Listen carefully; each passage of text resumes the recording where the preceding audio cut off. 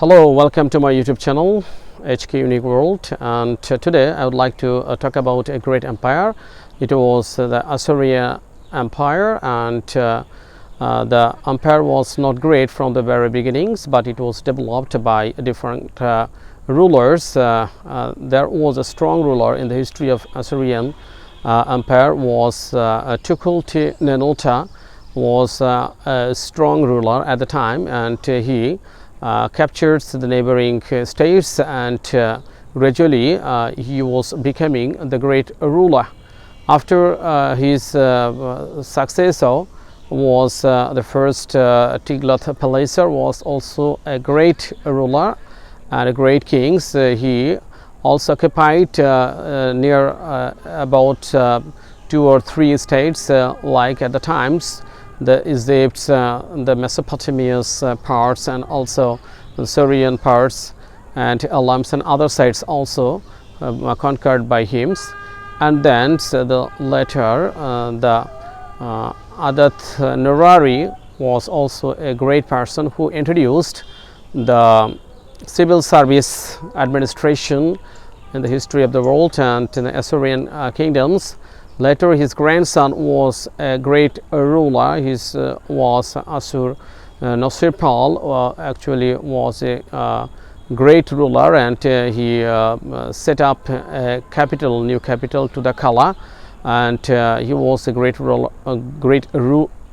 ruler also. And after his the Shalmanesars who fought with the great men Ahab in Karakoras, where the joint military joined with Ahab, like the Hebrew, Syrians, and also the Phoenicians also were fighting against the Shalmaneser, and he was the leader at the time.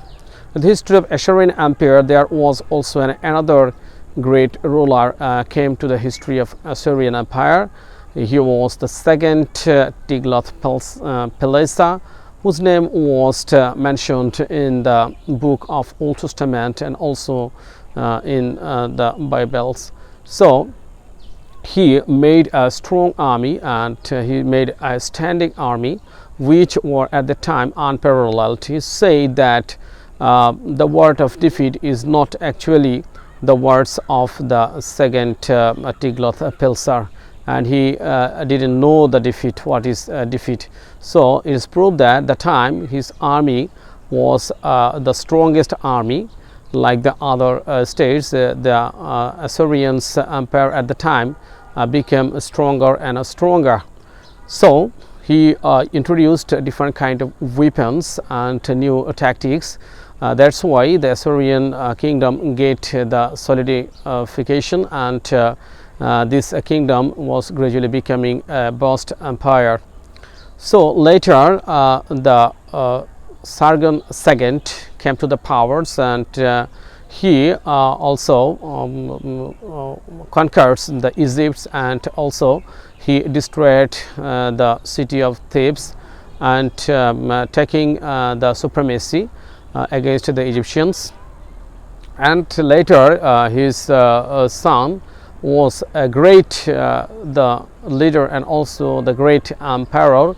His name was the Sennacherib, who fought several times against his enemies and consolidated strongly his empire and extended its territorial areas. He was strongly criticized for destroying the Babylonian cities, and also he showed cruelty, but he was also praised for being the creation or the creator of the Hanging Gardens. In historically, the scholars and historians a little bit doubt about who was the real founder and the creator of the Hanging Gardens. It is might be the Sennacherib who built that wonderful garden, which was the 7th wonders of the ancient time, and was really a marvelous creations.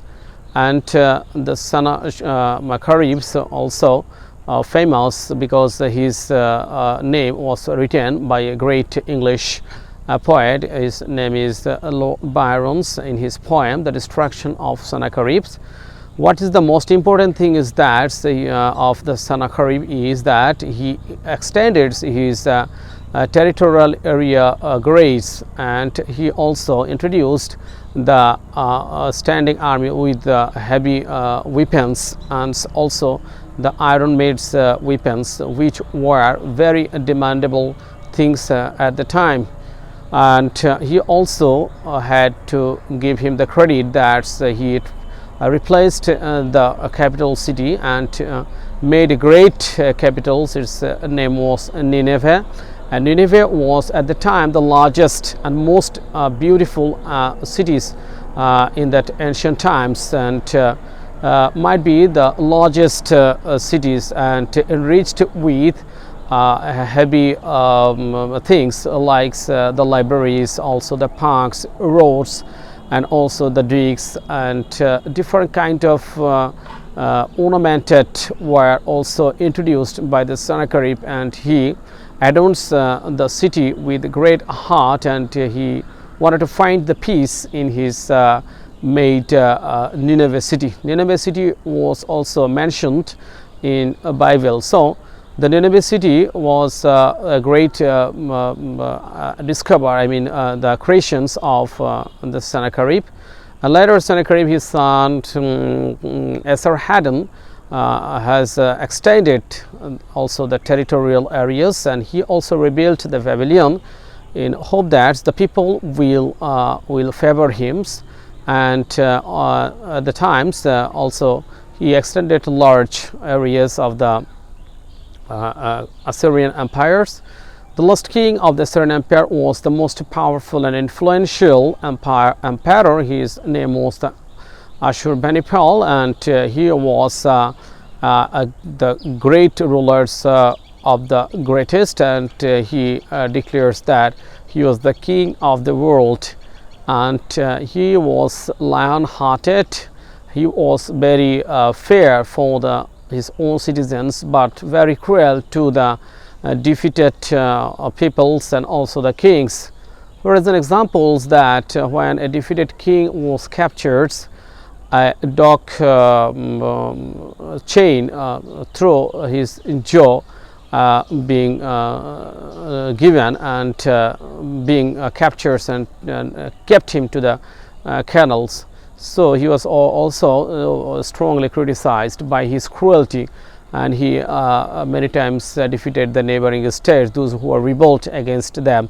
And he was also being blamed that he was the killer of his own brother and consolidated his empire. Ashurbanipal was famous for his extraordinary building a library. It was called the Great Library at the times, and the library was the store of near about 30,000 books, which were really astonished the modern peoples. And the numbers of the books may be more, which was expected, and most of the books were about the Mesopotamian culture, history. And to preserve this history and culture, he collected 30,000 clay-made cuneiforms, which helped him to build such a mega library.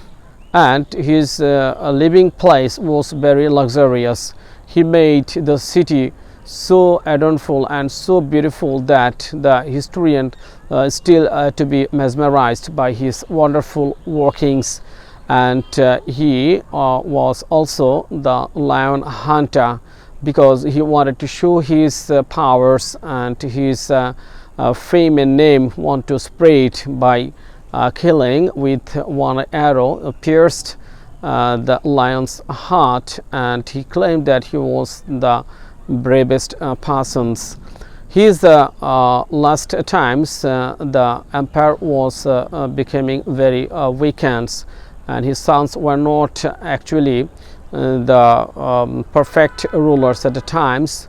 Besides, the Babylonians, Assyrians, and Hebrew peoples were trying to attack his cities, Nineveh. At the last time, this Nineveh was plundered, and set ablaze and set fire and destroyed the city. So in this way the Assyrian empire was abolished. So this is the concept as a history of the Assyrian, and still the real readers of history will remember, and when they read the history of the Assyrians empire, they will be happy to know that once upon a time there was a great empire.